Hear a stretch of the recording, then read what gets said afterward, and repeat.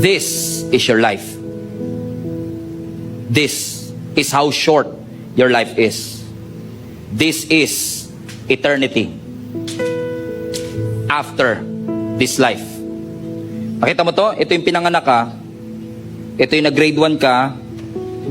Ito yung nanligaw ka kahit illegal pa. Ito yung grade 6 graduate ka. Ito yung nag-high school ka. Nag-college ka, pero hindi mo natapos, nagtrabaho ka kagad.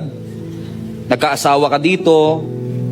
Ngayon, senior citizen ka na, dito. Hindi mo sure kung hanggang kailan tatagal lang yung buhay.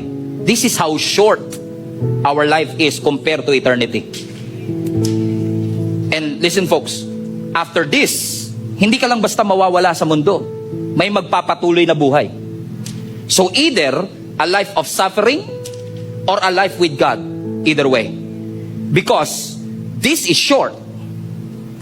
This is long. And nakakalungkot mang isipin na marami sa atin nag-iipon, nagtatrabaho, gumagastos para sa buhay na ito. Inuubos natin lahat ng dedikasyon natin para dito. Na hindi natin ikala natin masyado pa kasi tayong malakas, masyado pa tayong magaling, masyado tayong talented, masyado tayong mayaman. Na-enjoy natin ang buhay na ito. And guess what? Jesus, when He rose again from the grave, hindi lang ito yung inayos niya sa'yo. Ito actually ang unang inayos ng Diyos. Na magkaroon tayo ng access dito sa buhay